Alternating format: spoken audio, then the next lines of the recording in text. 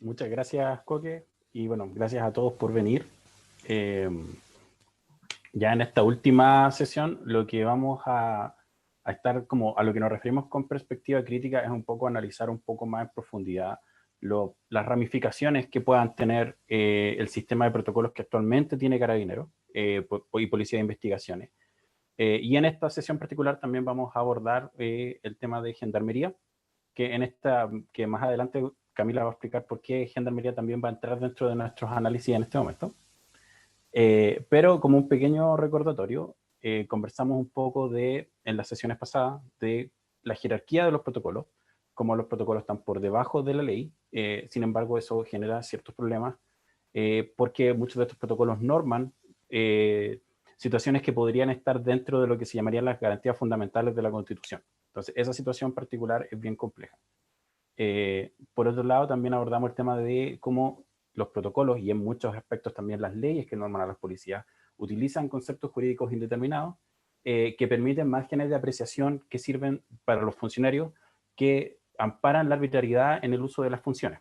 En este sentido es importante distinguir entre arbitrariedad y discrecionalidad. Como la discrecionalidad es como un margen que está dentro de lo legal, por decirlo de alguna manera, que es lo necesario para que una función pueda ser realizada. La ley no puede contemplar todos los posibles casos que puedan ocurrir dentro de la función policial. Por lo tanto, hay un cierto margen que puede quedar dentro de lo que la experiencia de un funcionario o funcionaria.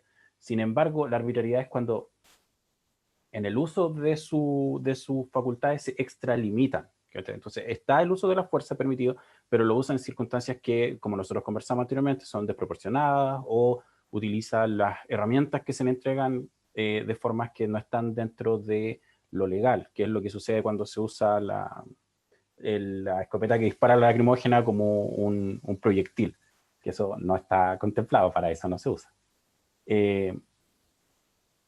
Y también la sesión pasada revisamos protocolos que regulan el uso de la fuerza. Esos van a ser súper importantes también yendo más adelante porque son vitales para entender un poco ciertas contradicciones. Así que eso, los dejo con Cami para hablar de la función policial. Gracias, JP. Sí, pues como decía JP, la idea de esta sesión es que sea como más participativa en el sentido de que nosotros les vamos a dar la información y ya les dimos información en otras sesiones que teníamos y ahora la idea es que ustedes saquen sus conclusiones en base a ciertas preguntas que van a venir más adelante. Ya, primero creímos necesario hablar de la función policial porque todas estas sesiones que hemos tenido hemos hablado de las policías, pero ¿qué es una policía? Para esto, hace un tiempo la UPIP sacó el manual de introducción a la función policial, o la breve introducción a la función policial, y ahí buscamos definir, caracterizar y señalar las manifestaciones que tienen esta función policial que es tan ambigua y tan amplia. Para esto la definimos como aquella actividad del Estado encaminada a garantizar el orden y la seguridad pública, asegurando el cumplimiento de la ley por medio del uso legítimo de la fuerza, estando sujeto al ordenamiento jurídico y al respeto de derechos humanos. Tiene muchas partes de esta definición, porque como ya los mencionamos en sesiones anteriores, siempre tiene que estar encaminado a garantizar el orden y la seguridad pública, que son cosas muy, muy amplias y que no están bien definidas por la ley, que tiene que hacer uso legítimo de la fuerza, es decir, solamente dentro de ciertos márgenes, estando siempre sujeto al ordenamiento jurídico y el respeto de los derechos humanos, es decir, tiene un límite, no es algo ilimitado, y que es ejercida por el Estado. También podemos hablar de que hay distintos tipos de manifestaciones de esta función policial. Está la preventiva, represiva, investigativa, ejecutiva y comunitaria. Nosotros hemos visto que Carabineros se centra, o no sé, las policías en general, más en el lado represivo, porque es lo que más genera revuelo, y se ha dejado un poco de lado el lado preventivo, comunitario, pero en teoría igual deberían desarrollar estas áreas como una policía completa. Por último, es necesario hacer como una caracterización de esta función policial, y le decimos función policial y no solamente hablamos de las policías porque creemos que la función policial es más amplia que una policía, es decir, hay distintos organismos que cumplen esta función policial y por eso son policías. No es que las policías hagan algo y por esto nace la función policial, es anterior. que es la seguridad ciudadana, la mantención del orden público, el deber de hacer cumplir la ley, prestar servicios a la comunidad, la protección de lo público y el uso legítimo de la fuerza. En teoría, toda institución que cumpliera con estas características podríamos considerarlas policías. Y en este caso, encontramos dentro de nuestro ordenamiento jurídico como Policía de Carabineros de Chile, Policía de Investigaciones, y más adelante lo vamos a desarrollar, pero también creemos que Gendarmería está dentro de esta función policial. Ahora, teniendo en cuenta esta definición y esta caracterización que se hizo, ¿ustedes creen que la institucionalidad policial da abasto para cumplir todas estas funciones policiales que mencionamos, como es garantizar la seguridad ciudadana, el mantenimiento del orden público, hacer cumplir la ley, prestar servicio a la comunidad, la protección de lo público y el uso legítimo de la fuerza? Como teniendo en cuenta todo, cómo se funciona en la práctica esto, ¿creen que da abasto el aparataje estatal? Tiempo para participar. Dicen que no por el chat. Si quieren abrir micrófono, no hay problema.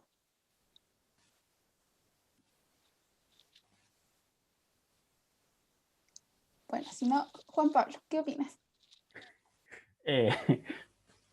Yo creo que no, o sea, en el fondo, si tomamos en cuenta como la forma en la que están redactados todos los protocolos que revisamos, no hay ninguna intencionalidad preventiva, no hay ninguna intencionalidad en, digamos, entender el crimen desde una óptica, o el fenómeno de la criminalidad desde una óptica más amplia, o desde hacer, digamos, una referencia a cuáles son las motivaciones, o si pueden haber concesiones especiales en casos particulares.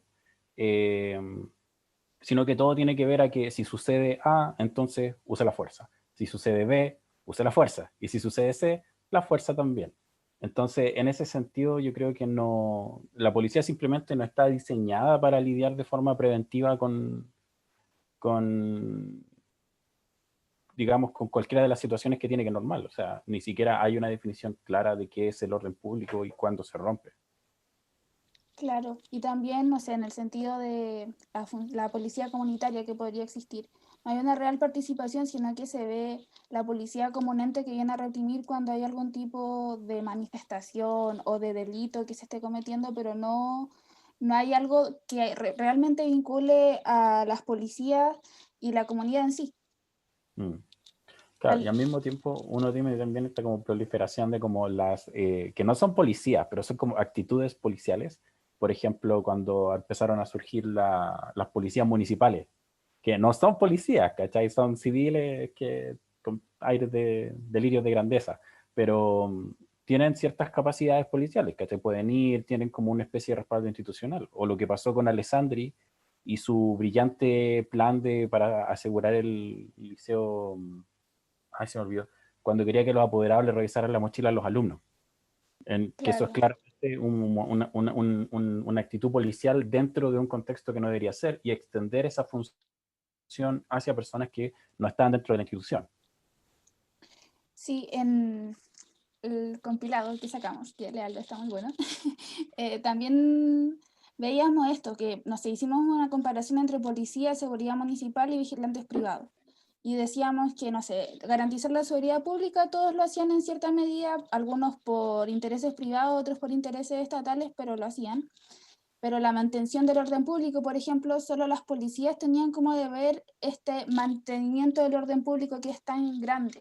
Como no podemos atribuirle a la seguridad municipal el mantenimiento del orden público porque no está en sus atribuciones esto. Puede contribuir, pero no es su deber.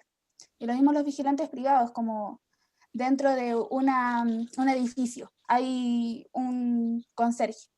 Él tiene que ver de la puerta del edificio para adentro, o un guardia, desde donde empieza su empresa para adentro, porque al final en eso consiste su trabajo, no se dedican a la mantención del orden público en general. Lo mismo pasa con hacer cumplir la ley, como no es deber de estas otras policías, o sea, otras instituciones que tratan de tener las mismas atribuciones hacer cumplir la ley, porque no está dentro de sus atribuciones. Claro. Y es interesante porque muchos casos de violencia policial vienen acompañados con con los vigilantes privados, particularmente en la Araucanía, eh, donde digamos, se reconoce la participación de los guardias de los recintos forestales en conjunto con carabineros que atacan, por ejemplo, comunidades indígenas. Entonces, en ese caso es súper importante tomar en cuenta que también hay una legitimización detrás del uso de la fuerza y que si bien no es su atribución, también les permite participar en la violencia policial, generando instancias que son más borrosas. ¿Cachai? Entonces, por ejemplo, es violencia policial cuando Carabineros hace vista gorda, cuando los guardias de supermercado, por ejemplo, atacan a una persona que, no sé, se está llevando no sé, un paquete de fideos, ¿cachai? Y los guardias lo agarran entre tres y, no sé, le rompen las costillas, que es algo que pasó en el supermercado que está en la esquina de mi casa. Eh, y los carabineros no hicieron mucho en realidad. Entonces, eso también es un tipo de violencia policial donde se instrumentaliza a civiles. ¿Cachai? Y yo creo que uno de los casos donde ya esa situación llegó a un nivel más extremo es cuando fue el ex ministro de Interior, el Víctor Pérez, a la Araucanía, y habían civiles cantando cosas racistas, post horario de toque de queda, y Carabineros no hizo nada, ni Policía de Investigaciones tampoco, y ellos también podrían haberse metido. Oye, Juan Pablo, si no me he metido mi parte, sobre eso quería decir dos cosas. Primero, como igual es brigio de pronto el tema o algo que se constata harto acá, que es la policía, digamos carabineros en concreto, que funciona de manera privada a veces, de forma particular. Hay casos concretos que se han documentado, registrado, donde obtienen ciertos beneficios, retribuciones para hacer uso de sus funciones, pero de resguardo de naturaleza privada. Y quería proponer otro caso, que uno que siempre saco a colación, pero que sucede bastante, que es el problema que hay con la seguridad privada en los estadios muchas veces al ingreso a una galería, porque claro, efectivamente, los guardias privados, que son, dependiendo del contexto, del lugar y del equipo que juegue, son muchos. Al menos en el caso del mío, son muchos guardias privados, y estos muchas veces efectivamente cometen actos, pero su función es entregarte a la policía, pero él no es un testigo de fe, muchas veces, en teoría, pero sí, sin embargo, él ya viene como imputándote, por así decirlo, hacia el policía. Entonces el policía después en el registro dice lo que dice el guardia privado. No sé si se me entendió. Claro. No. Entonces, en ese sentido, dale nomás, Camila. No, iba a decir que al final, en ciertos casos, por eso decimos que la policía no da abasto, porque tienen que resguardar el interés privado, pero siempre en pos de un interés público. No, no es que tengan que siempre velar por el que, no sé, por los que tienen más plata o por ciertas empresas o, por ejemplo, como decían ahí el estadio, sino que siempre tienen que tener como una mirada más amplia, como resguardar la sociedad y no al individuo en particular. Eso, Juan Pablo. Claro, yo lo que encuentro decidor es que las organizaciones que, digamos, tienen más respaldo con Carabineros no son las organizaciones de derechos humanos, sino que son guardias de seguridad que tienen todos sus problemas, lo que mencionaba el Jorge. Y eso dice mucho de cuál es el real interés de la institución. Cuál es su real función al final del día. Claro, yo creo que no sé si es como que estén ejerciendo la función policial, sino que la están ejerciendo mal, porque como que les dan tanto, los protocolos, dan tanto amplio espacio de movimiento como en cuanto a sus funciones, que al final se centran en algunos y dejan todo el resto a la nada, como se centran en la represión o en ciertos casos particulares y olvidan todo el resto de la función. Entonces, creo, volviendo a la pregunta, que no dan abasto. Ya. Ahora, una de las cosas que tenemos que empezar a abordar también es un poco la reglamentación respecto a qué sucede cuando hay, por decirlo de alguna manera, cuando un policía irrumpe la ley, ¿cachai? Entonces, por ejemplo, tú tienes obviamente el sistema judicial, pero el sistema judicial se enfoca en el individuo particular, pero no puedes demandar a Carabineros la institución, tienes que demandar al fisco. Y en ese caso, tu real posibilidad es llegar a un tribunal internacional, y para llegar a ese tribunal internacional tienes que agotar todas las instancias dentro del país. Entonces eso hace que el proceso pueda ser largo. De hecho, en el caso que vamos a examinar un poco más adelante, que es de Nelson Quinchillao, recién este año la CIDH le pidió antecedentes a Chile por la demanda que se hizo en contra del Estado de Chile por falta de investigación. Entonces, y Nelson Quinchillao, les recuerdo, murió en 2015, o sea, fue asesinado en 2015. Entonces, esa clase de prolongamiento o retardo en la justicia es parte de un proceso que trata de aminorar lo más posible la responsabilidad que pueda caer sobre la institución. Y si tiene que, digamos, va a optar por tratar de diluir esta a través de mecanismos bien específicos. Entonces, para eso, tanto en PDI como Gendarmería como Carabineros tienen sus propios reglamentos. Y en el caso de investigaciones, el decreto ley 2460, que es la ley orgánica de investigaciones, que establece claramente que en el artículo 23, que estará exento de responsabilidad criminal el funcionario de la Policía de Investigaciones de Chile, que con el objeto de cumplir su deber, un deber que establezca este decreto ley, se viere obligado a hacer uso de las armas para rechazar alguna violencia o vencer alguna resistencia contra la autoridad. Y eso ya partimos como con una cierta complejidad, porque ya establece como exenciones o protecciones sin poner peros, sin poner como, digamos, al tiro como casos más específicos o hipótesis que se deben cumplir mínimas. Lo mismo hace la ley 18.961, que es la orgánica de Carabineros, que pone toda la potestad disciplinaria dentro de la misma institución. Entonces, ¿quién finalmente ejecuta los sumarios? ¿Quién finalmente determina si son, digamos, graves o cuáles son las faltas la gravedad de las faltas y la sentencia que ameritan? Son los superiores dentro de la misma organización.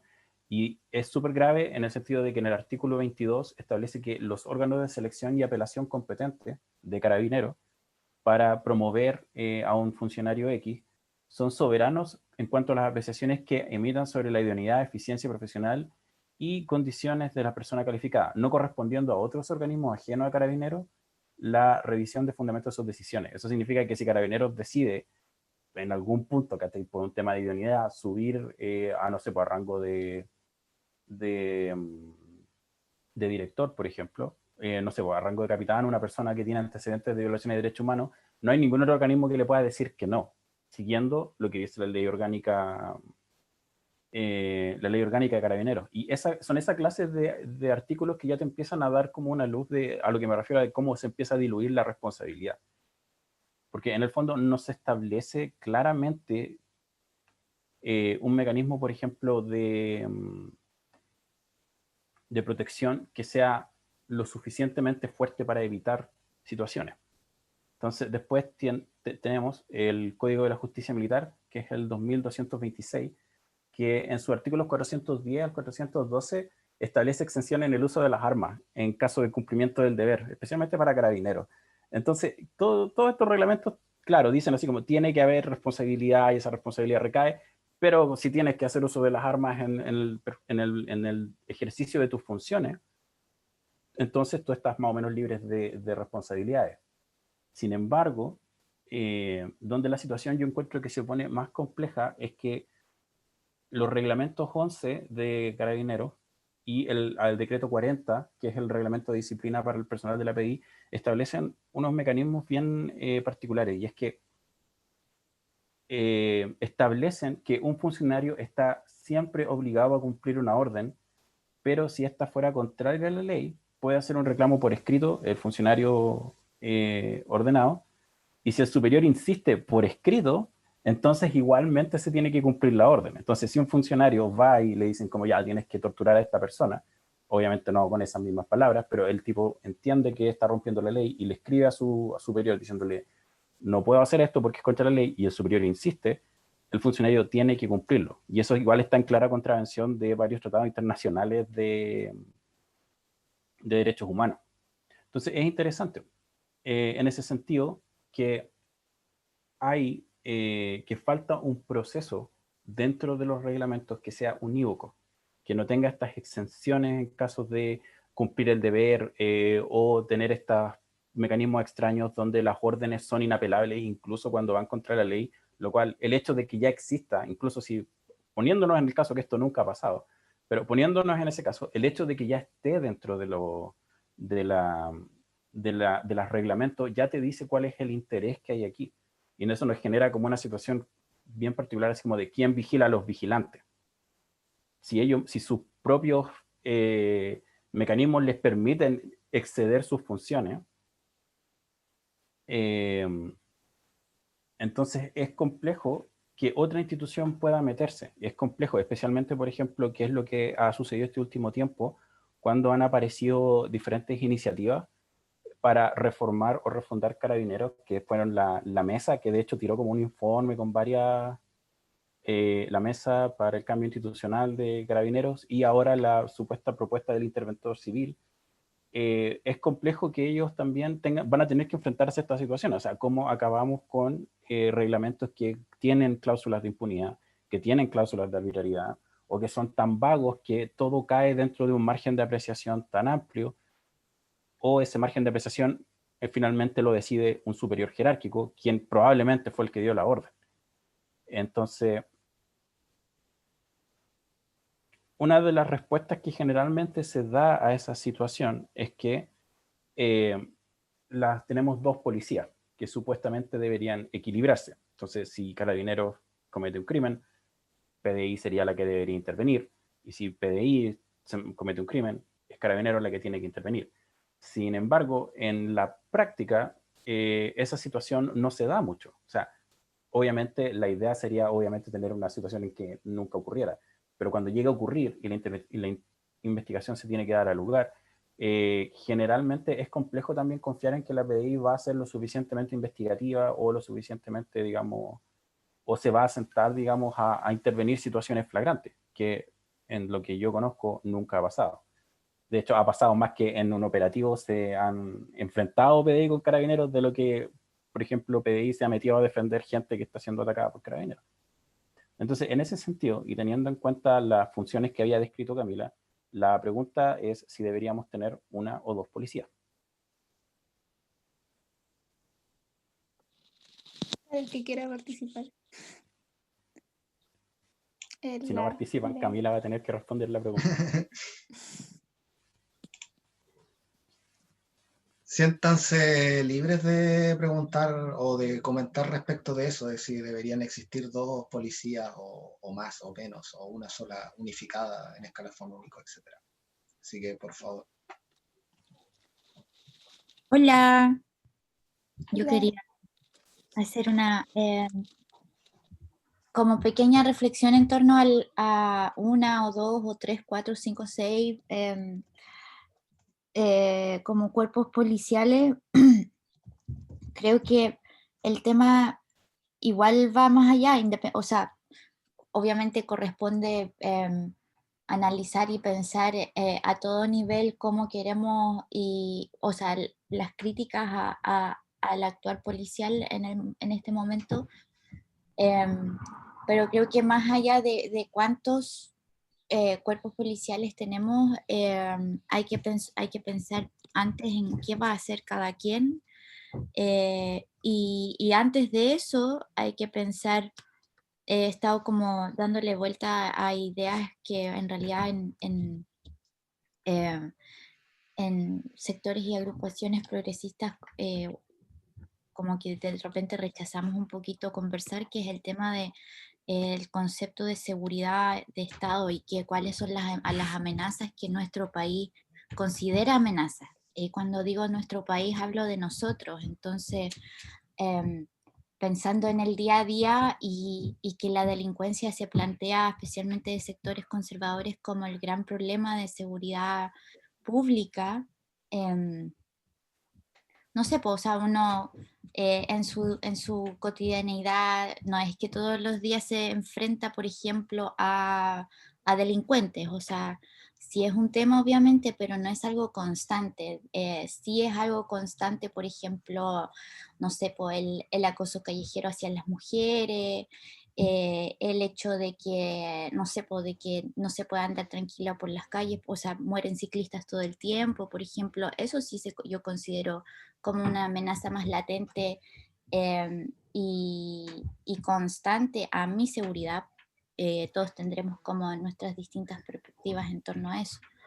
Pero creo que hay que pensar en torno a cuáles son las amenazas al Estado o al pueblo chileno desde ese punto de vista.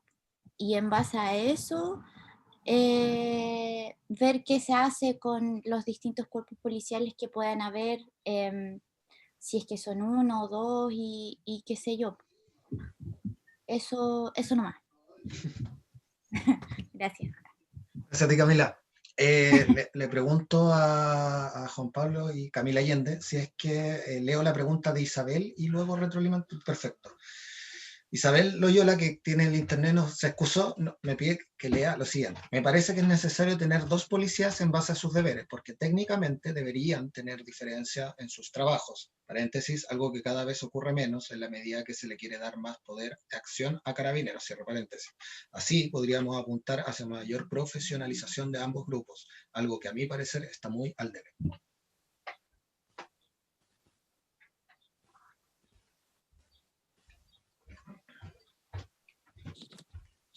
Claro, porque tocan mucho, o sea, primero lo que decía, o sea, yo voy a hablar de lo que dijo Isa y JP habla de lo que comentó Camila.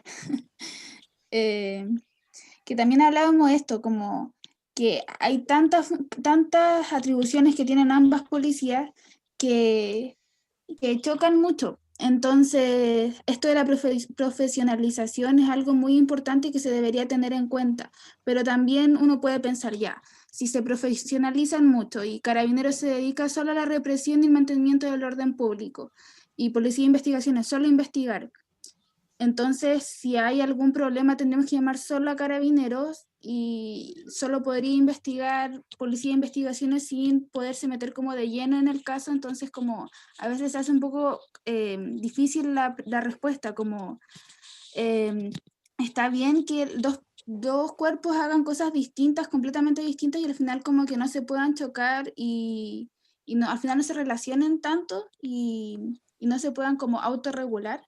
Eso es como la pregunta que yo me hago personalmente respecto a esto. JP. Yo quería comentar un poco antes, que es algo cortito, que Camila puso como un tema súper interesante y es la pregunta que después también vamos a comentar un poco sobre qué es lo policiable, qué es lo susceptible de entrar dentro de la esfera de la acción de los policías, antes de definir, digamos, qué características más particulares pueden tener. Entonces yo creo que esa pregunta es súper buena sobre finalmente cuáles son los riesgos que nos enfrentamos realmente. ¿Es un riesgo, por ejemplo, una marcha? O, por ejemplo, policía podría intervenir, por ejemplo, en casos donde hay, por ejemplo, no sé, pues desastres medioambientales. ¿Podría en ese caso policía intervenir? Como que hay una pregunta súper interesante respecto a la función policial. Ya la dejo para que comenten los chiquillos. José. José, sí, creo que... No, que yo más que nada, Isabel, te quiero preguntar, porque en Chile es que digamos, dos policías que en realidad, digamos, que hacen las mismas funciones y que, digamos, las hacen mal, porque, digamos, por un lado, PDI tiene que cada vez más subsidiar a Carabineros en aquellas causas en que no puede meterse, porque están los mismos Carabineros involucrados. Y por otra parte, Carabineros, digamos, su comenzado la PDI, a su vez, busca más funciones, como la investigativa, el abogado y todo el tema, que tampoco hacen bien. Entonces, creo que un buen, yo coincido con eso, yo creo que un primer buen paso es separar la policía en una policía de carácter más bien. Incluso yo tendría 3 policías. Que sea una policía, digamos, más bien para delitos menores y para la primera etapa, que es como retención y todo eso. Una policía que se encarga de puramente tema como administración del orden público, con una formación mucho más civil y todo. Entonces, y también una tercera policía que sea la PI que se encarga de crímenes de investigación de riesgo complejo, como pueden ser, por ejemplo, delitos económicos, delitos que involucren organizaciones criminales. Y cada una, digamos, tenerla profesionalizada para cumplir su función. Y claro, obviamente, digamos, igual puede haber conexión entre todas ellas, y digamos, relaciones mutuas, pero yo creo que, digamos, se avanzaría mucho más si tuviéramos funciones separadas y compartimentadas. Y te fue igual que la responsabilidad de cada estamento.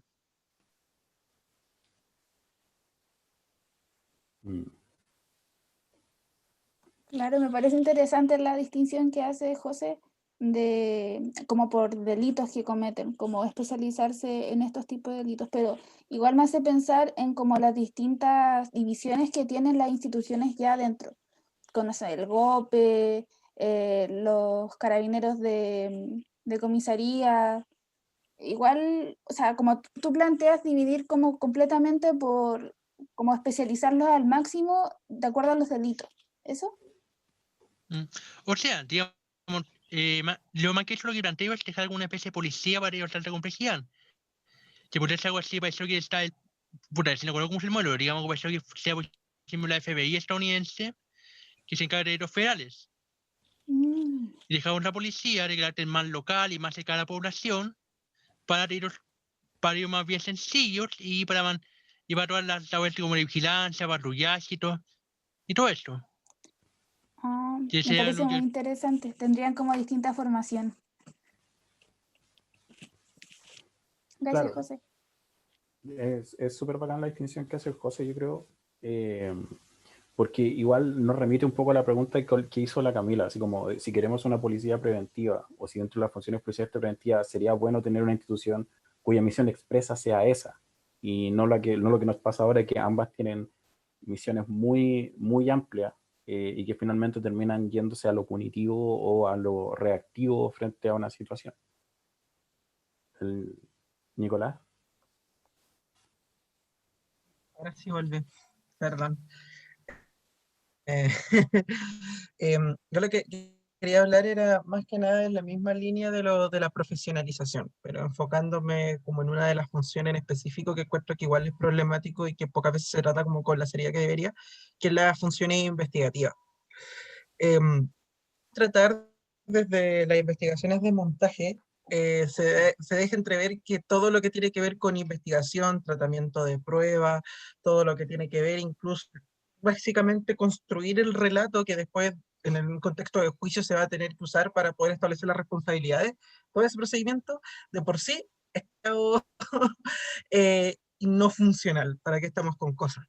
Ahí uno podría a lo mejor tener muchas como razones para justificar eso, incluso conductas dolosas que llevan a intentar como modificar los procedimientos, que es como más una conducta de montaje propiamente tal. Pero yo creo que también con los casos en los que no existe ese dolo, pero aún así se terminan afectando las pruebas, cadenas de custodia, o se realiza mal un control que como debería hacerse, y eso aquí lleva a que, a fin de cuentas, después no se tenga claridad con básicamente los medios probatorios que se tiene para probar algún caso. Y eso es algo muy recurrente, o sea, ya es muy recurrente que a las policías, o que casos que, por ejemplo, eran muy evidentes, se terminan perdiendo porque no saben tomar pruebas, o porque vulneraron una cadena de custodia. Eso ya es demasiado al punto de irrisorio, como, y no es solo, ya no solo pasa por carabineros, también pasa por PDI. Entonces, como por más que PDI tenga esta imagen de como policía más especial de delito, también tienen estos problemas de cómo puede investigarse o tener buenos métodos de investigación también. Entonces, igual como base de que existen este tipo de funciones y que debería cumplir una policía, tampoco las cumple bien, para que estamos con cosas. Entonces, y también uno podría decir que uno de los factores que lleva a eso es el hecho de que la investigación también esté como dividida entre investigaciones que pueden hacer carabineros e investigaciones que pueden hacer PDI en sus distintas unidades. Pero, en fin, yo creo que igual eso hay que replanteárselo. O sea, a lo mejor debería haber como solo una policía que se encargue de la investigación y no tener como estas divisiones, y preferir que exista como una buena formación respecto a esos temas, porque tanto para evitar estos abusos dentro del proceso de investigación, como para evitar estas imprudencias que llevan a que se pierdan casos básicamente porque son pagos.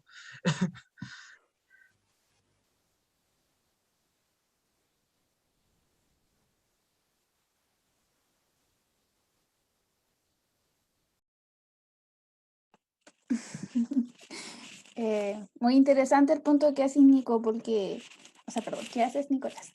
Porque igual el tema de la cadena de custodia y de la investigación es algo que se queda muy de lado, como que uno piensa en la policía que reprime algo o detiene algún delito, no sé, se llevan a la gente presa y después como que se olvidan del caso de la sociedad, como ahí terminó, pero no, hay toda una investigación detrás y toda esta investigación y manejo de pruebas es algo muy importante que también concuerdo contigo que debería estar mucho más y mejor reglado. ¿Algún otro comentario sobre la pregunta de 1 o 2 policías o 3 o 4? ¿No?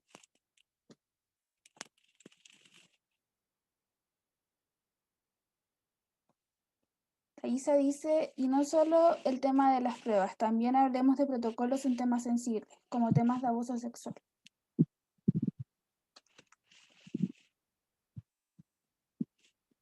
Hola, ¿puedo hablar? Sí. Hola, soy Carla, soy psicóloga y trabajé mucho tiempo en psicología forense con delitos sexuales, agresores y víctimas. Y me di cuenta que muchas veces se designaba o a carabineros o a PDI, pero finalmente todo terminaba en PDI, lo que eran delitos sexuales. Sin embargo, eso no evitaba que las víctimas tuvieran que declarar al asistente del fiscal, al fiscal, al Paco, que les toma como la primera declaración, al PDI, y después, y de nuevo a Fiscalía, y después Servicio Médico Legal, y después DAM, que era donde también se hacen las otras pericias de veracidad de testimonio a las víctimas. Y sabes qué, nunca coincidía la forma en que atienden, se supone que tienen que atender a las víctimas de este tipo de delitos de una manera sumamente especial y jamás vi que se cumpliera ningún tipo de protocolo. Las víctimas llegaban totalmente revictimizadas, muy maltratadas por el sistema. Me tocó acompañar muchas niñas a denunciar a la PDI porque supuestamente era la mejor alternativa. Y llegar en el pasillo, gritaban, oye, ¿a quién la violaron? ¿Qué pasa, la violá? Esas cosas me tocó ver. Entonces, yo creo que realmente se necesita una policía sumamente especializada y quizás con población que trabaje para esa policía que no sea necesariamente uniformada. Yo creo que hace falta que trabajen con población civil que tenga manejo, expertise, para poder guiar procesos que no tienen nada que ver con el tema legal. El legal es como la consecuencia, lo que hay que hacer para buscar un responsable, pero finalmente el proceso es socioemocional y ellos no están capacitados para eso, no están capacitados para la violencia intrafamiliar tampoco. Son súper inoperantes y a mí como profesional me tocó mucho verlo al punto que me saturé del sistema y yo me salí, porque yo también terminé transversalmente dañada por ese tema. En cuanto a mujeres, disidencias, delitos sexuales y de familia, yo considero que la pega es pésima. Nunca la he visto bien hecha, con la manito en el corazón. Eso.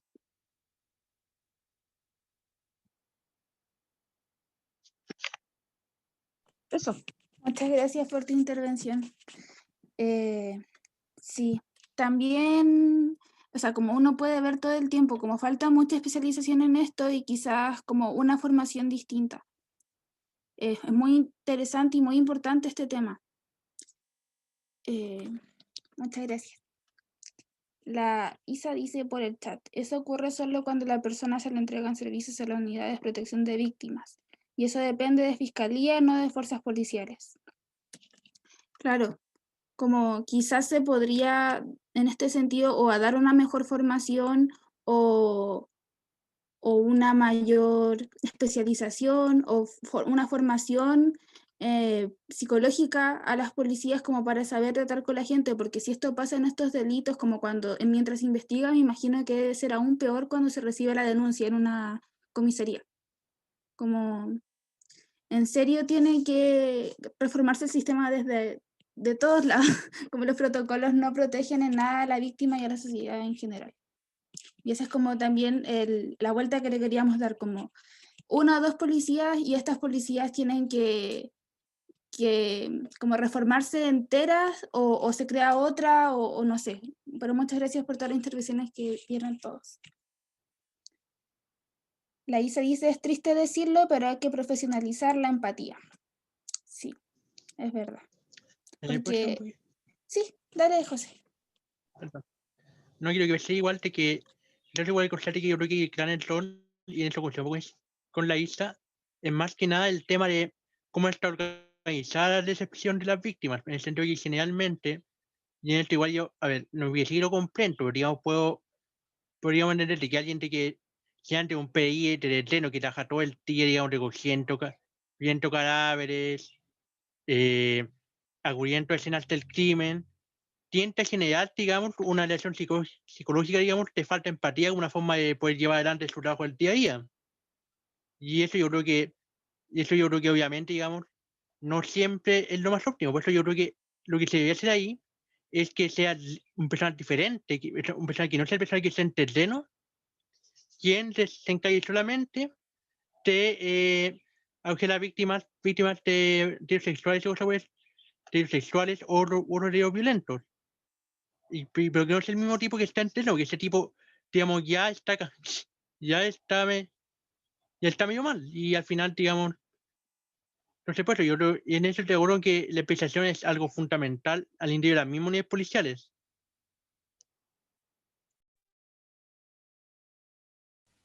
Muchas gracias, José. Sí, como dice la Karen en el chat, también faltan habilidades interpersonales. Sí, estoy de acuerdo con todos. Como cualquiera de las dos soluciones me parece buena, pero se tiene que solucionar ya. Porque al final uno recurre a las policías o debería recurrir cuando tiene algún problema o para solucionar, para que te presten ayuda, no para que te revictimicen más. Entonces sí, estoy de acuerdo con todo. ¿Alguien más quiere decir algo sobre este tema o cambiamos de tema? Ya. Ahora con JP queríamos hablar como de casos y de aquí también sacar algunas preguntas para que participen. Primero queríamos decir que desde investigaciones se ha estado haciendo ya hace un tiempo un mapa de violencias policial, movimientos sociales e hitos institucionales que recopila casos entre 1993 y hasta la actualidad. Y se han obtenido muchos datos. Son 741 casos en total. El 53% de estos son de violencia policial, el 34% de movimientos sociales y el 9.5% de hitos institucionales. Ya va a salir pronto un informe por si lo quieren ver. Y igual es importante porque se empezó este proyecto con la idea de buscar casos como aislados, pero no son casos aislados de incumplimiento del protocolo o de vulneración a las personas, sino que se encontraron 741 casos en total y todavía se siguen buscando. Hay muchos casos de incumplimiento a los protocolos que pasan un poco desapercibidos. Ahora queremos hablar cómo funciona la práctica de la disciplina interna. Y para esto traemos dos casos. El primero es de Lorenza Cayuán, el caso de Lorenza Cayuán, y el segundo de Nelson Kichia, como decía JP hace un rato.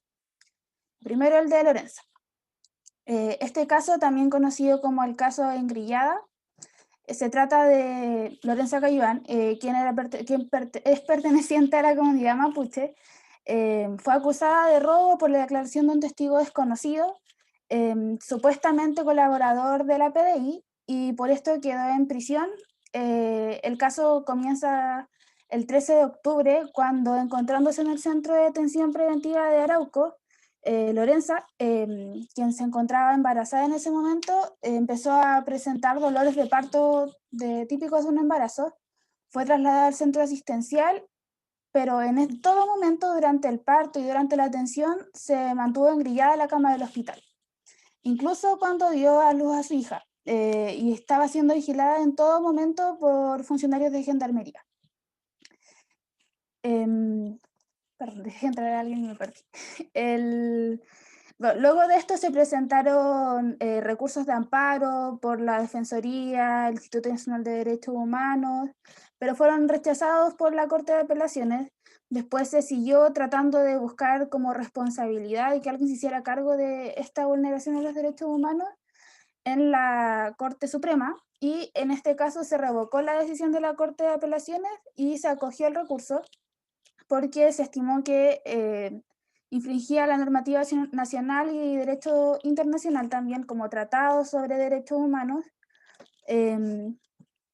Además, se clasificó este caso como maltrato, tanto como por su condición de comunera mapuche, como discriminación como mujer, al tenerla amarrada a la cama todo el momento durante un parto, infringiéndose completamente el procedimiento de traslado de un preso a algún recinto médico para recibir alguna ayuda.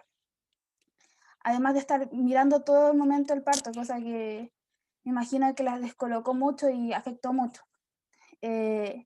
Luego de todo este proceso sumario y todo, se establecieron medidas que no fueron para nada satisfactorias, y al final quedó como un poco en nada todo el sumario, por lo que este caso llegó a niveles internacionales. Fue nominado incluso al concurso Women Leagues Worldwide de Género y Justicia al Descubierto. Se le dio el premio, o sea, se le nominó al premio Mayete del 2017 por ser un caso que promueve la equidad de género, ya que pese al incumplimiento de todos estos procedimientos, toda la vulneración que recibió la persona, nunca, o sea, se hicieron sumarios, pero nadie se hizo cargo en sí de todo lo ocurrido.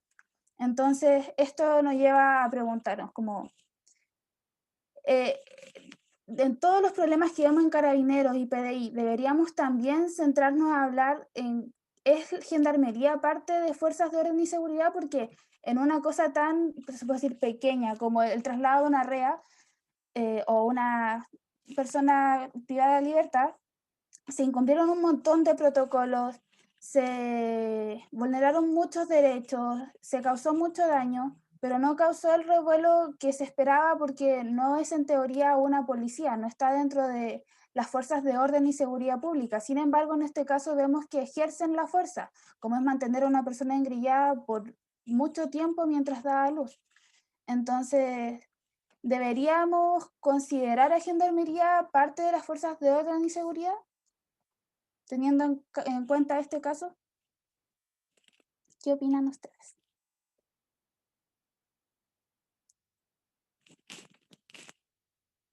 Va a tener que hablar Juan Pablo. Ay, yo quiero decir algo, de verdad.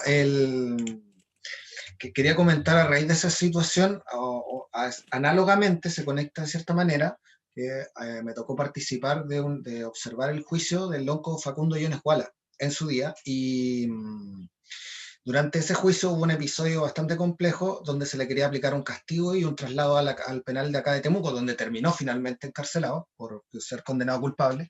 Y durante el proceso en que se dio el juicio, hubo un acontecimiento en donde él recibió la visita de una machi y minutos después viene Gendarmería y allana la celda y además comienza a lanzar todos los elementos que le deja la machi, hierbas medicinales, la WEN podríamos decir, se los lanza, etc. Entonces él reacciona de cierta manera, no sé si violento o no, yo no estaba ahí por supuesto, pero hubo todo una especie de como postura institucional de Gendarmería, porque yo no quiero dar una respuesta para dejar a la gente que lo haga, pero sí me gustaría palpar esto, que una respuesta institucional que es muy parecida a la de Carabineros de Chile, en el decir de, no, aquí el imputado es absolutamente culpable, profirió insulto, etc. Y lo cierto es que en el mismo juicio se pudo constatar en los hechos de que hubo vulneración de derechos, mismo caso de Lorenza, por ejemplo, de Gendarmería, y que todo Gendarmería, como en sus mismos protocolos, en sus mismos oficios, fue vulnerando ciertos elementos que inculpaban a Facundo. Entonces, efectivamente encontramos que hay una correlación en la deficiencia de los protocolos de cómo funciona Gendarmería de Chile, que Gendarmería en el uso de la fuerza sí tiene, está sobreatribuido muchas veces, y eso, le dejo la palabra a la gente. Gracias. Gracias, Jorge, por el comentario. ¿Alguien quiere hablar sobre este tema? ¿Cómo debería ser Gendarmería incluido como fuerza de orden y seguridad? Nosotros en la introducción a la función policial decíamos que sí, pero no sabemos si este es el sentir general de todo, como teniendo en cuenta este caso y lo que mencionaba Jorge, como todas las vulneraciones que se pueden cometer por este uso de la fuerza.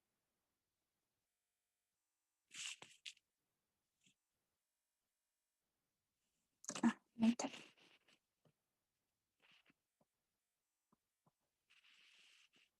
Aquí dicen que sí. Carla dice que se supone que hay un protocolo para permitir el respeto de la cultura y costumbre de los internos. Claro, hay muchos protocolos también en la misma institución que no se cumplen y como no es en teoría una fuerza de orden y seguridad, o sea, es, pero no es como en la práctica sí, pero en los papeles no se regulan tanto. ¿Alguien iba a hablar?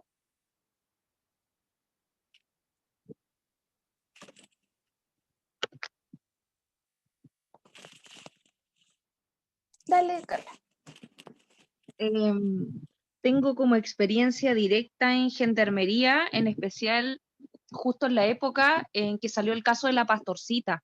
No sé si ustedes se acuerdan de una mujer aymara que salió a pastorear y mientras salió a pastorear se perdió su hijo y la tuvieron presa durante no sé cuánto tiempo y ella era inocente. Lo único que había pasado es lo que pasa en el altiplano. Lamentablemente el niño perdió el rumbo y finalmente apareció el cuerpo atacado como por animales, ¿cachai? No sé si se acuerdan de ese caso.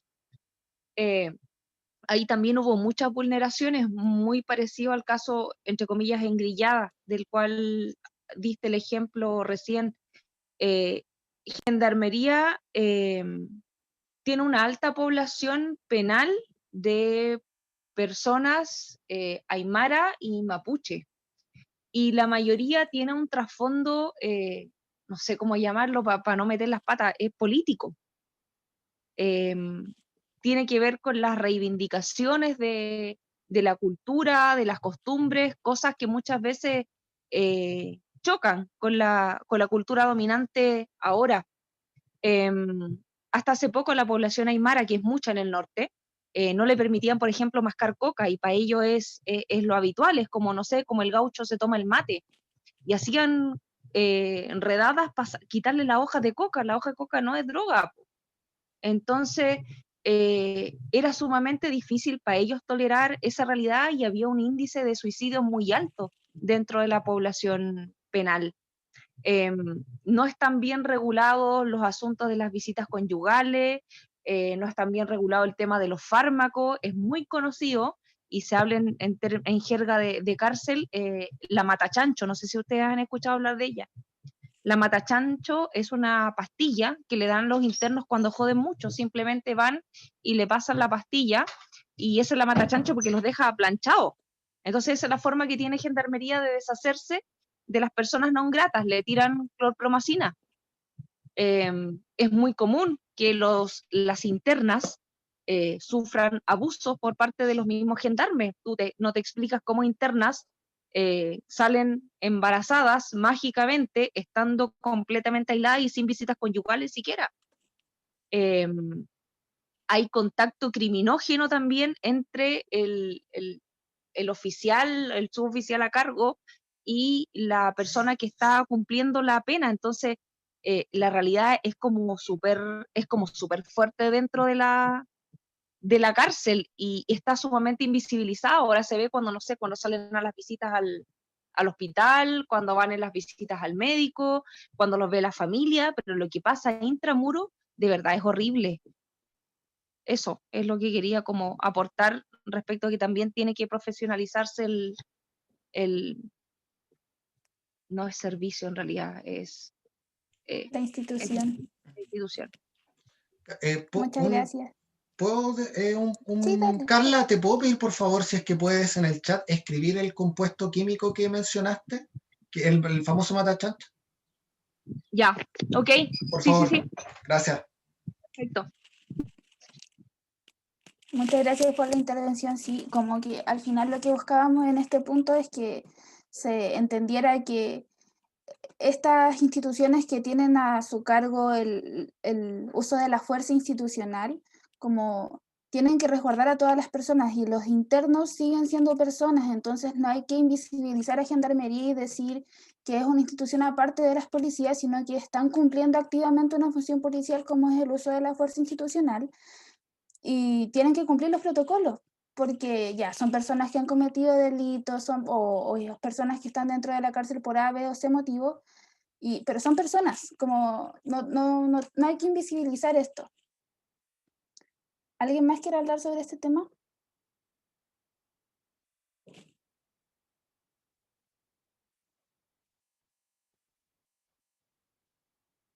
¿No? Ya, pasemos al siguiente caso, ¿sí? ¿No? Ya, si nadie más tiene comentario.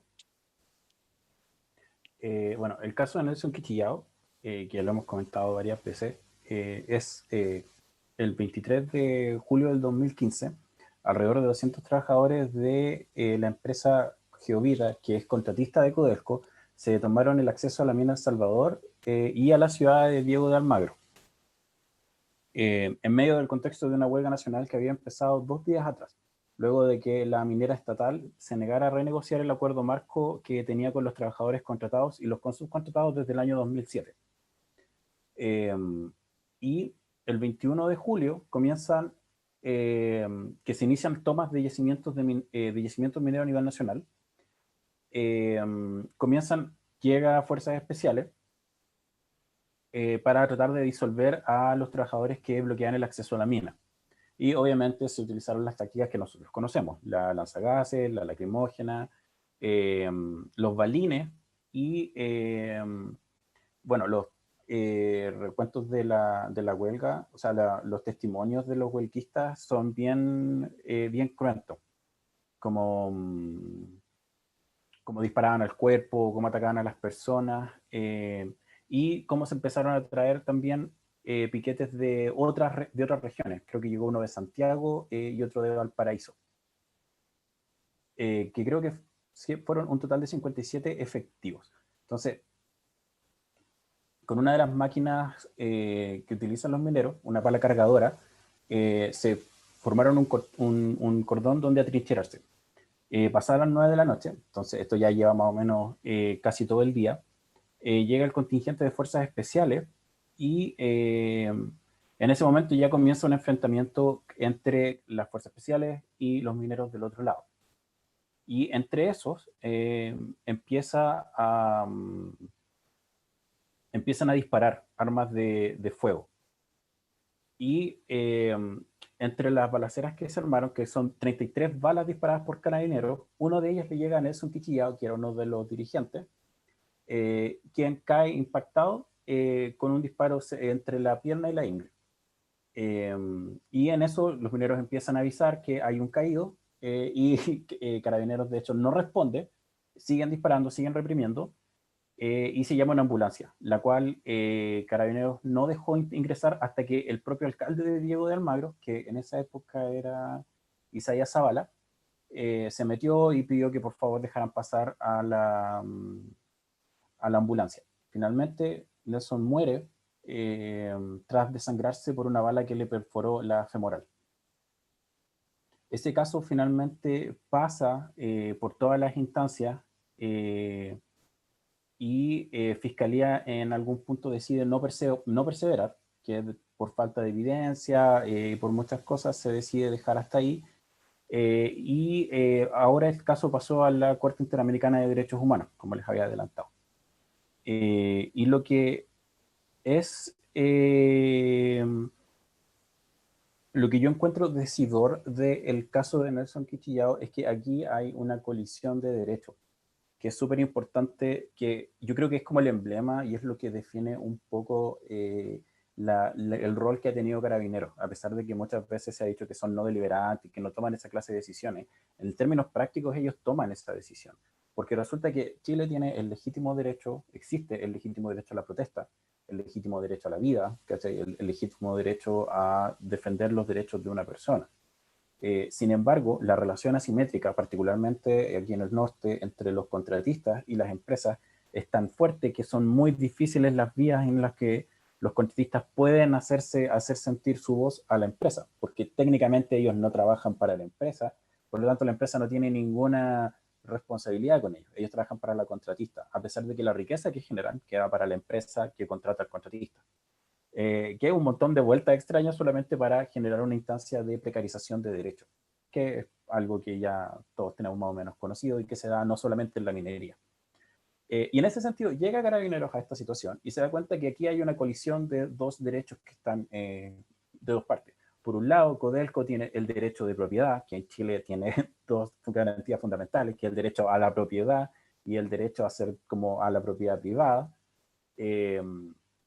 Y por otro lado está el legítimo derecho de los mineros a hacer una protesta, a manifestarse, de tal manera que ellos puedan defender sus derechos. Eso es sin contar todas las libertades sindicales que hay en el camino. Y Carabineros decide que en este caso el derecho que prima es el derecho a la propiedad. Y empecé a desfalcar, o sea, a desarmar, digamos, a todo lo que son los mineros. Entonces es interesante notar que la protección de ciertos derechos, en este caso el derecho a la propiedad, se considera absoluta. Es imperativo proteger la propiedad. Incluso si yo tengo que desarmar una protesta que es a todas vistas muy legítima. Esa fue la última gran protesta de los mineros que contó con mucho respaldo porque la situación del convenio marco era bien insostenible. De hecho, como para que se hagan una idea del nivel de precarización, a menos que tú trabajes así como en la minera, digamos, más fuerte, hay gente que todavía tiene silicosis en Copiapó, que es una enfermedad que en otros países está erradicada. Entonces, mientras que hay riesgos que, por ejemplo, los riesgos a la propiedad que son completamente inaceptables. Es completamente inaceptable, por ejemplo, que se produzcan pérdidas millonarias en medio de una protesta. Es inaceptable. Incluso si esa protesta está protestando para defender el derecho a la vida, por ejemplo, o el derecho a una vejez digna, o muchas de las otras cosas que han salido en este momento.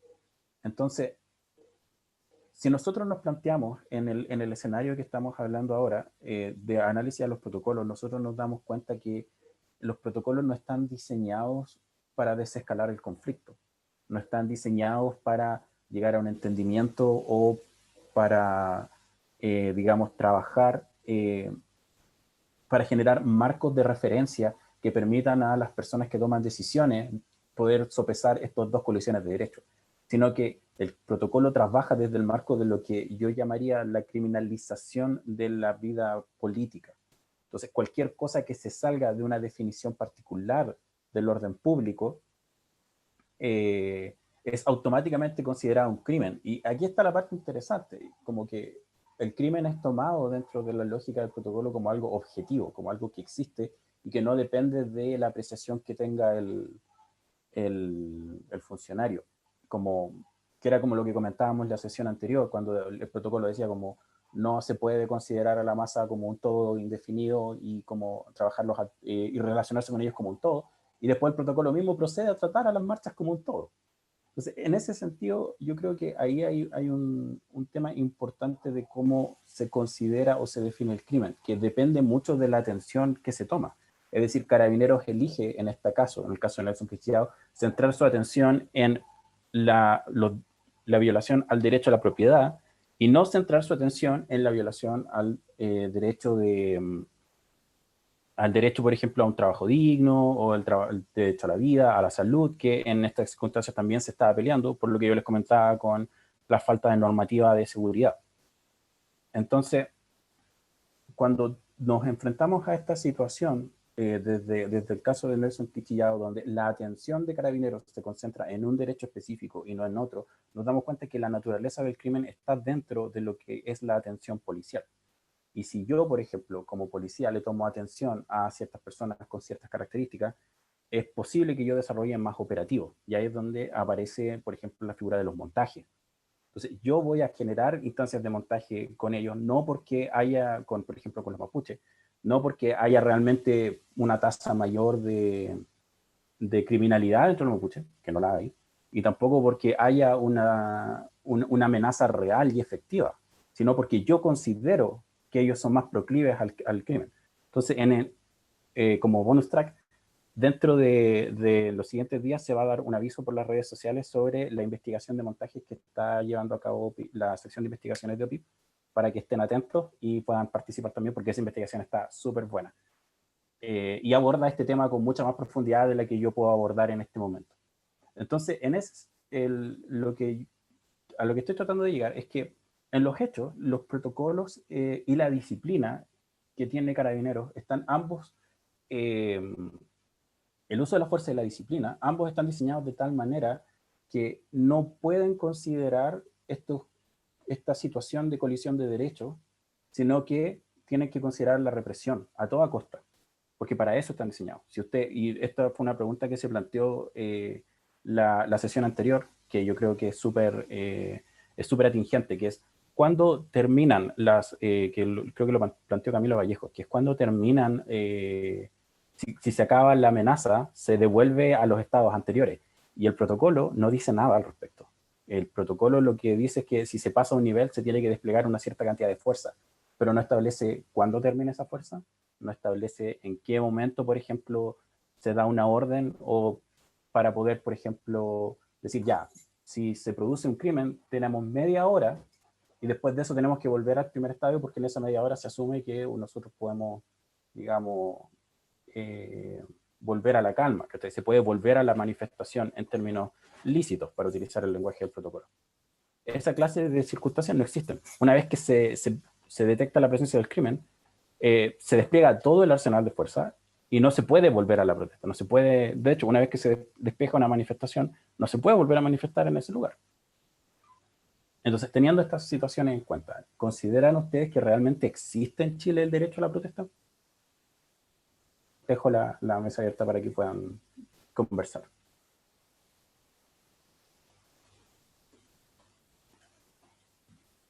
Si no, le voy a preguntar a Camila.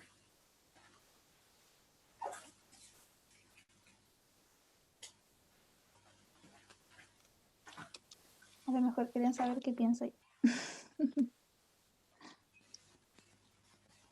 Bueno, Carla comentó que por eso, que cuando el derecho a la propiedad es más importante que la vida y el bienestar de las personas es brutal. Por eso una carabinera puede dispararle 13 veces a una persona en la vía pública que supuestamente estaba robando el auto del ministro. Sí, precisamente a eso es a lo que vamos. Como que ahí el derecho a la vida cae completamente disminuido frente al derecho a la propiedad. Incluso dentro de los mismos protocolos, como que incluso los protocolos dicen como no sean desproporcionados con el uso de la fuerza, y 13 disparos por una mochila está lejos de cualquier cosa que pueda ser considerada proporcional. Una mochila que a lo mucho debe tener documentos, y esos documentos están sujetos a la ley de transparencia, a todo esto. Entonces, Claro, además no había como un uso de la fuerza al cual reaccionar. claro.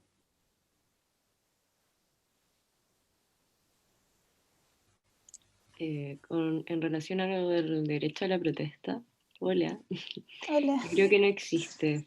Yo creo que llega a ser irrisorio el que tengamos que pedir permiso para protestar, que también eso es un punto importante, y como tratan de normar también el orden público, como marcha autorizada o no, siendo que tú puedes manifestarte por lo que quieras mientras no pases a llevar al otro. Bueno, que ahí como lo delimitan también. Así que yo considero que no existe a términos prácticos. Eso. Gracias, Karen.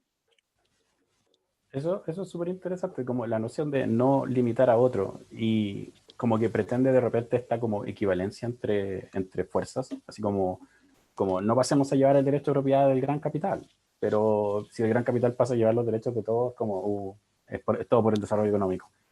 Entonces ahí como que las asimetrías que hay en nuestra sociedad hacen súper complejo la idea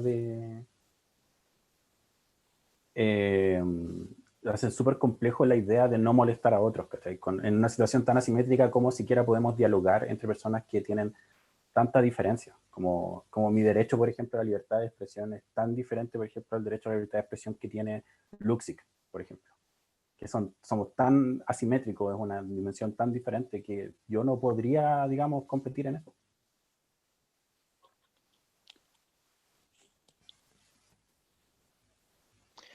Y dos cositas breves, que una, y que conozco cómo está el tema, pero igual yo creo que una cosa que igual, a menos nivel de calle, se ve es que hay muy poco uso de armas no letales en contexto de prevención del crimen, porque quizás la mayoría de que nosotros vemos, digamos, el uso de TPS, copete balines, y todo eso son más bien con la manifestación, de represión de manifestaciones, pero digamos, a nivel de policía en la calle, el raro ver, digamos, uso de armas que no sea la pistola industrial. Yo creo que también la fuerza podría avanzar en la proporcionalidad, en tratar de darle al carabinero, digamos, darle herramientas no letales, cosa que al final, digamos, y creo que la pistola es el último recurso.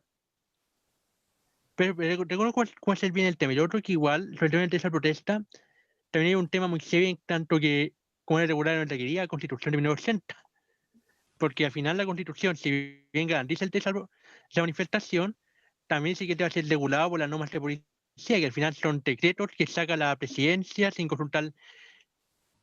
consultarle a nadie, y que, digamos, al final dejan el derecho en nada. Eso, el derecho de manifestación aquí en Chile, el derecho menos protegido que en la neutral, porque la mayoría de los derechos le quieren por lo menos que para su afectación le queda una norma legal. En cambio, eso solo le queda a norma reglamentaria, es decir, una regulación que puede sacar el presidente cualquier día. No sé, eso era lo que iba a decir. Gracias, José. Sí, sobre eso se podría decir sobre el primer punto que en la sesión pasada vimos casos, imágenes y aplicación de protocolos en los que se saltaban todos estos niveles y protocolos de uso de armamento no letal, a letal y todo esto, y al final como que se empieza a usar la escopeta de una sin tener como todos los resguardos necesarios. Y también sobre lo que decías, que al final se deja la limitación de derechos fundamentales de las personas a normas que están por debajo de la ley. Al final, en la teoría, como decimos, como no hay un derecho a la protesta porque tenemos derecho a la expresión y a la reunión, pero no se cumple, sino que se deja como que es súper antidemocrática la forma en la que se regula esto. Así que gracias, José, por la intervención. JP, ¿iba a decir algo? No, yo estoy. ¿Alguien más quiere hablar sobre este tema?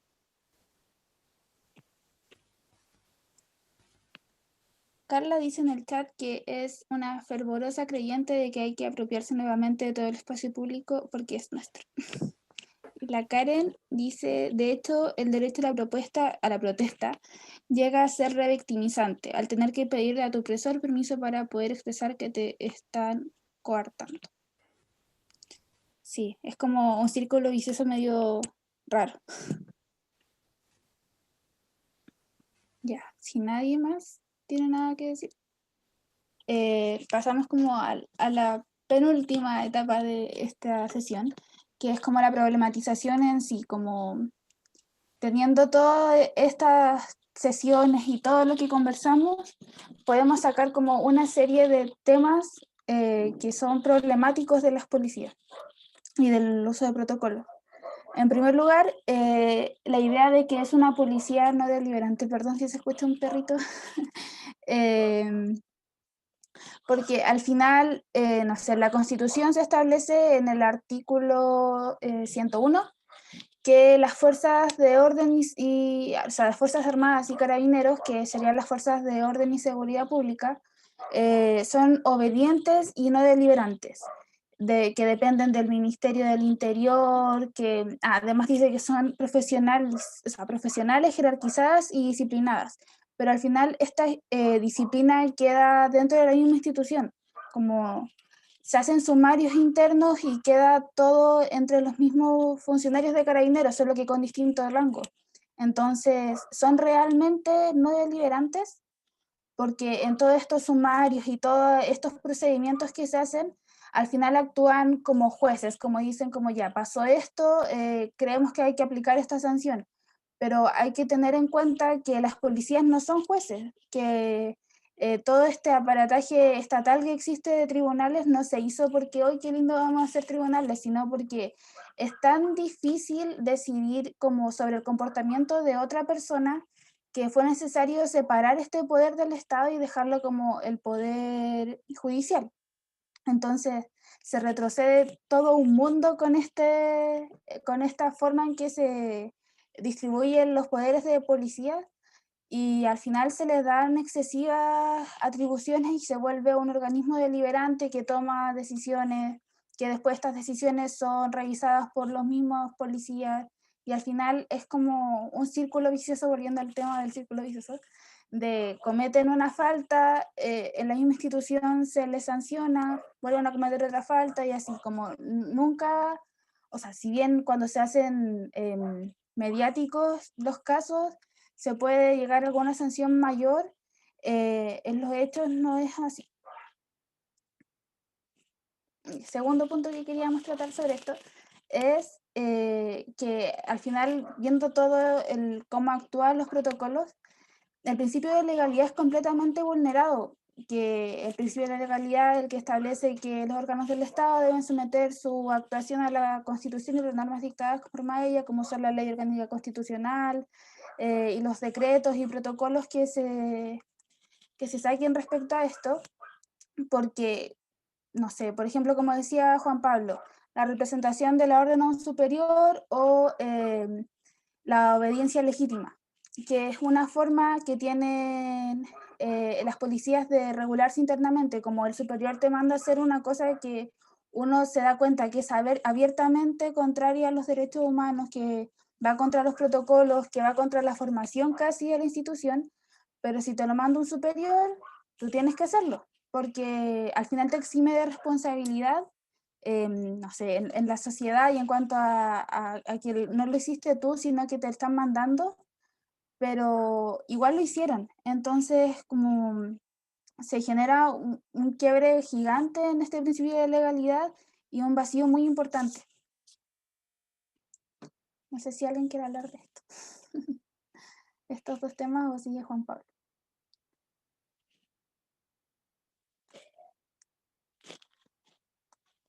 Juan Pablo.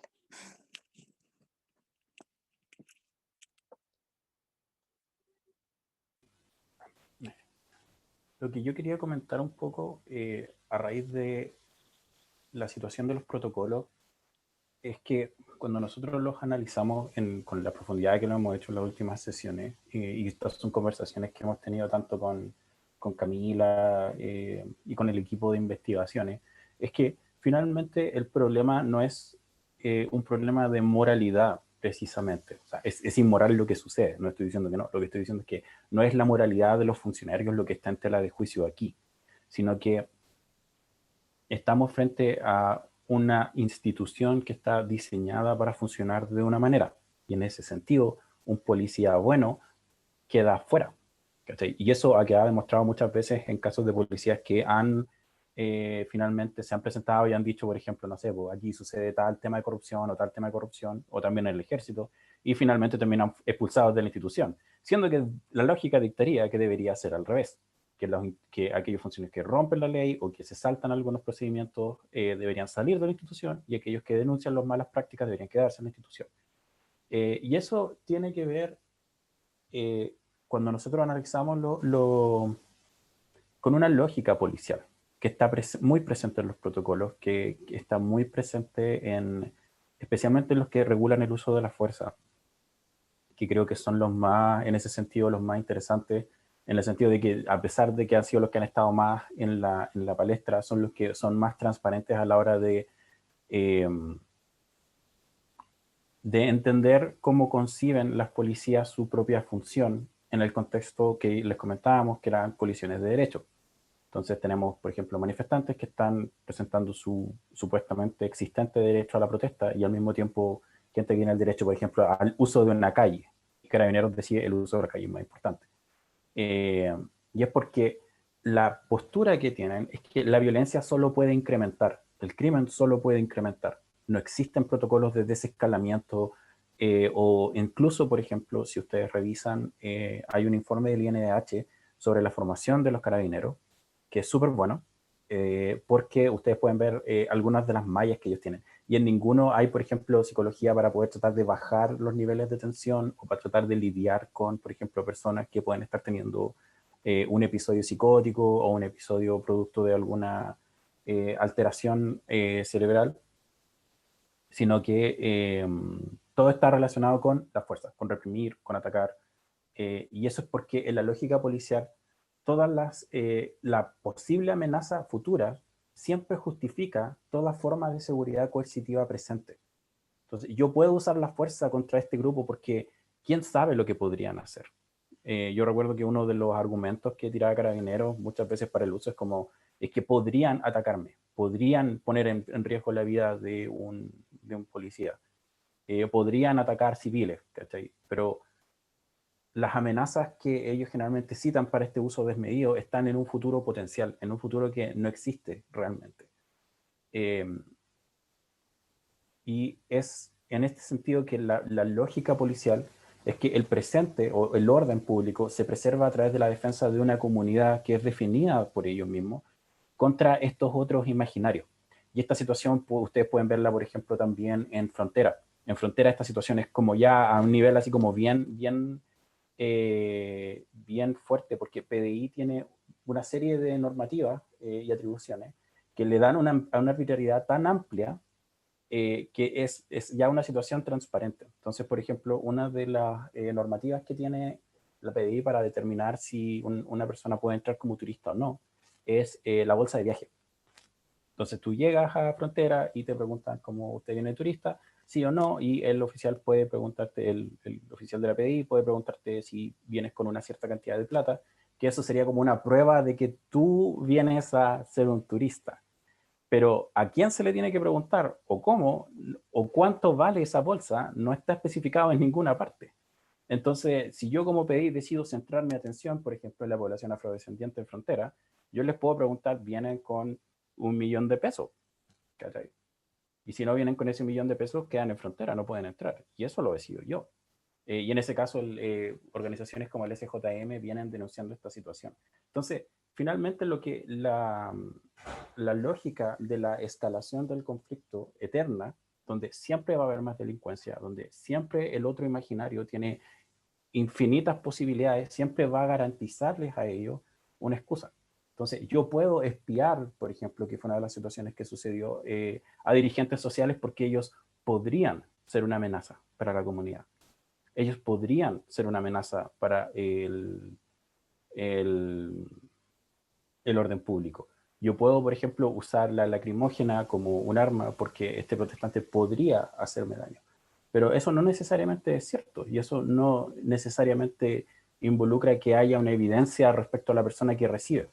Entonces ahí tienes dos cosas. O sea, por un lado está el riesgo de lo que podrían hacer, que me da el uso de la fuerza, me da la capacidad de yo implementar tácticas represivas. Sin embargo, hay otros riesgos, cosas que podrían suceder que yo no estoy tomando en cuenta, que yo estoy dejando, digamos, fuera. Y en ese caso, por ejemplo, Carabineros nunca ha hecho la crítica de cómo el exceso de atribuciones que yo tengo podría devenir en una institución que está más ligada al uso de la fuerza, a reprimir y a violar los derechos humanos, ¿cachai? Entonces, como que la lógica no funciona de los dos lados, funciona solo para un lado. Ellos podrían hacer cosas, nosotros no podríamos. Entonces,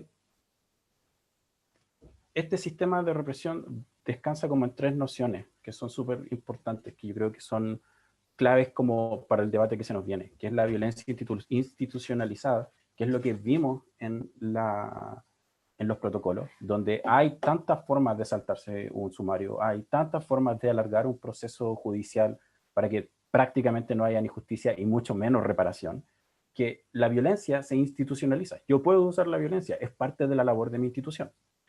Sin embargo, hay otro tipo de violencia que yo creo que es la que es más pervasiva y que hay que tener ojo, que es la violencia sistemática, que es cuando la violencia que es necesaria para el funcionamiento de un sistema.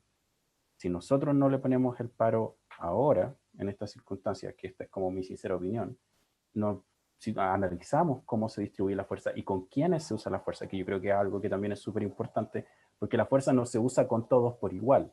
La fuerza no se despliega, digamos, contra casos, por ejemplo, de corrupción. Nunca he visto un operativo de policía que llegue así como metralleta en mano abriendo fuego contra Soquimich o algo de ese estilo.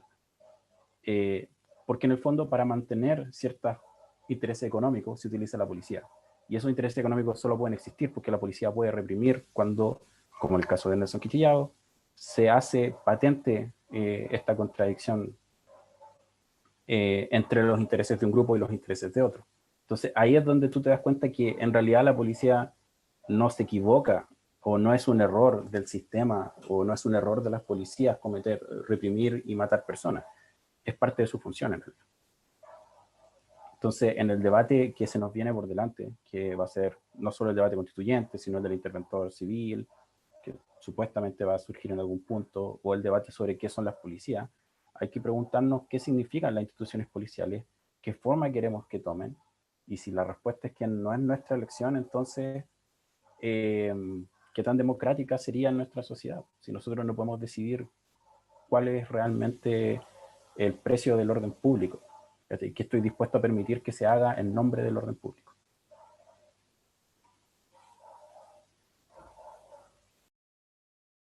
No sé si ustedes quieren comentar un poco en eso. Claro, nuestra pregunta es, ¿cuál es el precio del orden público? Por si no quedó claro. ¿Cuál piensan ustedes que es como, está justificado todo lo que se hace?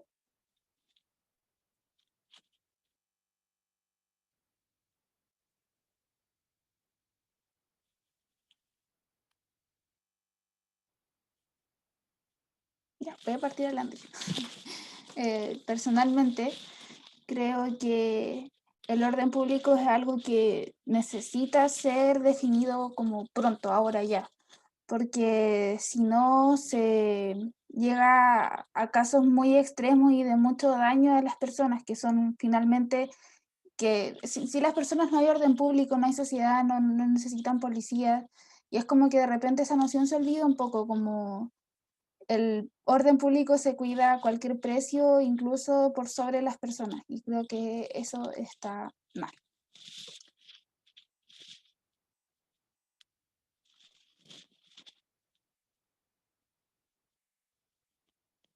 Carla dice por el chat, nada justifica el daño a la comunidad.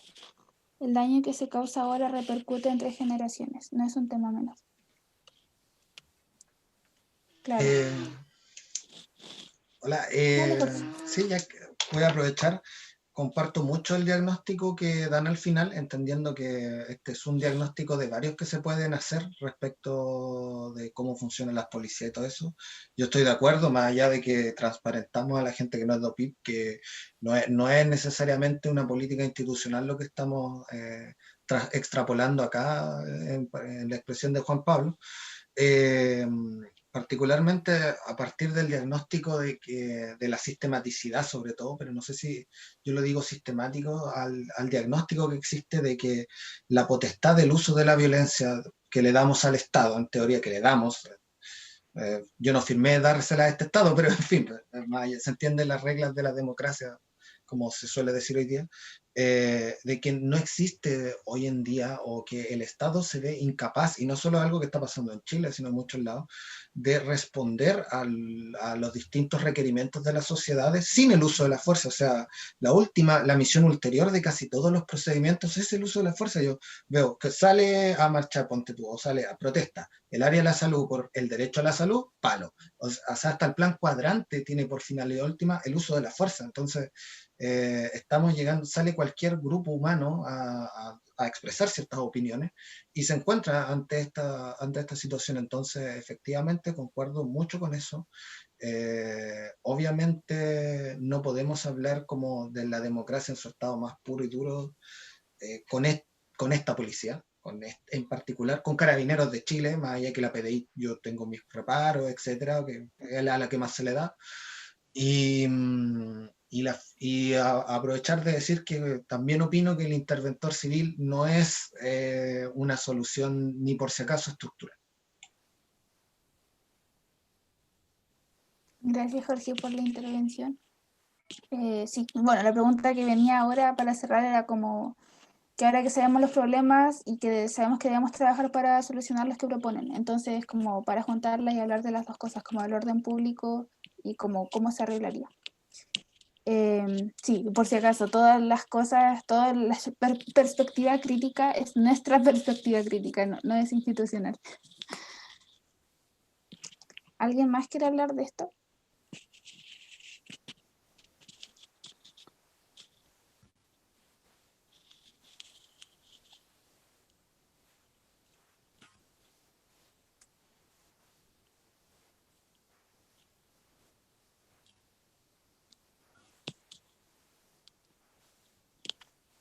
Bueno,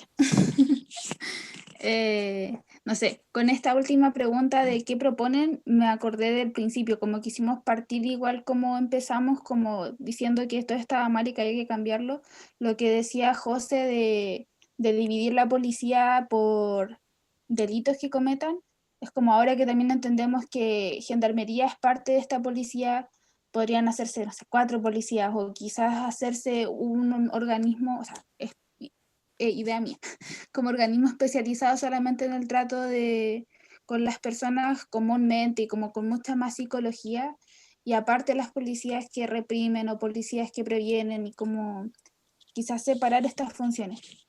Pero también es algo que se viene y que hay que tratarlo en todo este tema del proceso constituyente,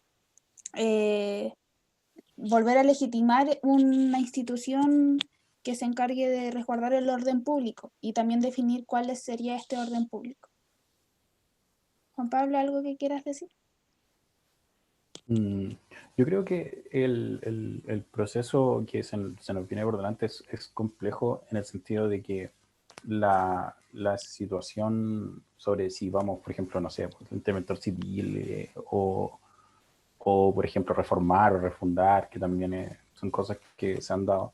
Yo creo que estamos en una fase en la que es importante fijarse en los detalles, en qué significa cambiar una policía, cuáles son las propuestas concretas. Y en ese sentido, esta situación, como en estos conversatorios han salido muchas propuestas que son súper buenas y son súper atingentes, que responden a necesidades reales tanto de la función policial per se como de la comunidad. Y yo creo que es imposible cambiar las policías sin también cambiar muchas cosas respecto, por ejemplo, a cómo percibimos los derechos humanos, ¿cachai? Como que yo encuentro ya una cuestión como súper surreal que en el Congreso, por ejemplo, hayan personas que apoyan a la dictadura que están en la Comisión de Derechos Humanos, como Eva Moreira. Entonces, la nueva Constitución va a ser un escenario, pero también hay muchos otros escenarios, hay muchas otras situaciones, como, por ejemplo, no hay que olvidarse que Correa cambió, o sea, no Correa, sino que el movimiento de los forajidos cambió la Constitución, generó toda esta situación de como un nuevo Ecuador casi, y finalmente cuando Correa quiso tocar los intereses de las fuerzas policiales casi lo matan. Entonces hay que tener mucho cuidado también, porque muchas de las variables que van, como discutimos recién, en formar una policía que, digamos, sea realmente respetuosa de los derechos humanos, que, como dice Isabel, realmente, digamos, se trate bien a las víctimas, que las víctimas sean consideradas, como la protección a las víctimas sea la principal función de las policías y no resguardar un orden público particular que sirve a ciertos intereses, digámoslo también. Yo creo que hay muchas cosas que tienen que cambiar. Y no solamente va en hacerles una nueva ley orgánica, sino que también en cómo nosotros también nos paramos frente al hacer políticas públicas, cómo se distribuyen los poderes del Estado. En el fondo se requiere también como que las policías son una más de tantas cosas sistémicas. Y esa es mi postura personal a todo esto. Voy a leer completo lo que dijo la Isa porque me pareció muy interesante. Dice, para mí, si vamos a tener una nueva o nuevas policías, creo que es momento de humanizar a la institución para que no vea a su comunidad como un enemigo potencial. y, como se dijo antes, que se trate bien a las víctimas, porque creo que así también nos vamos a sentir protegidos de un peligro potencial. Claro, es lo mismo que decía JP, como hay que hacer un cambio completo a esto. Si nadie más tiene nada más que decir, comentar, aportar.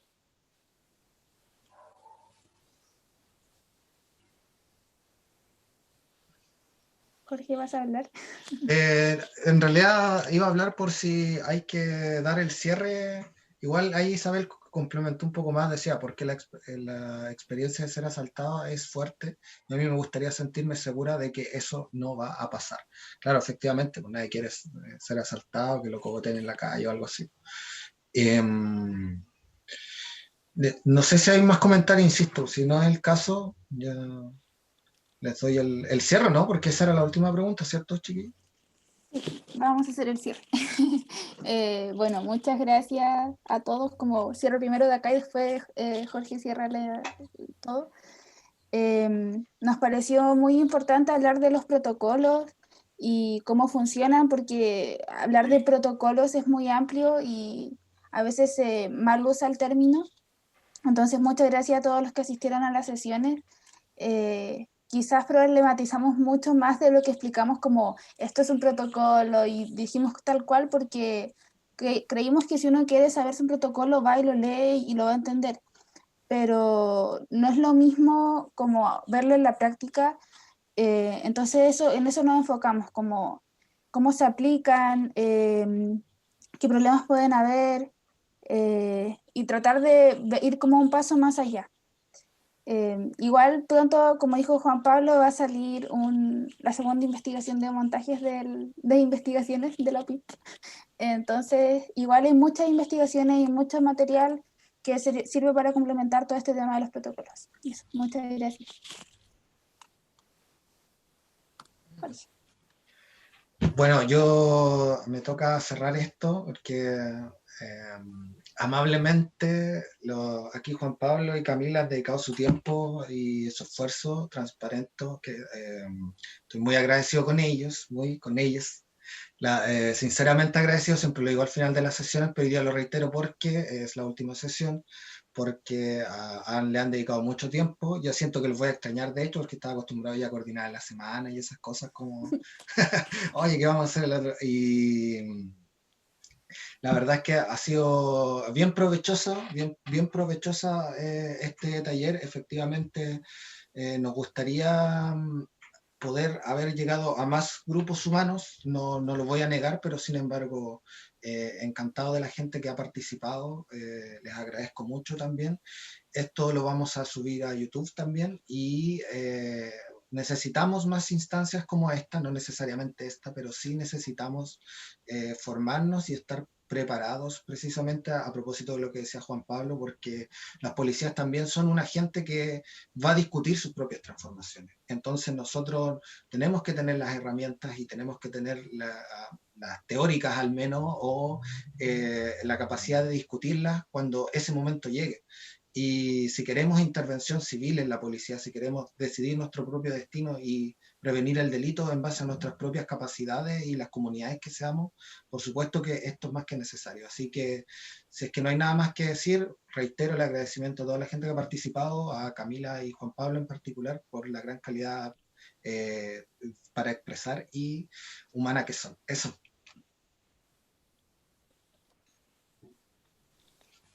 Bueno, muchas gracias. Nos Adiós. vemos en alguna sesión. Adiós. Adiós.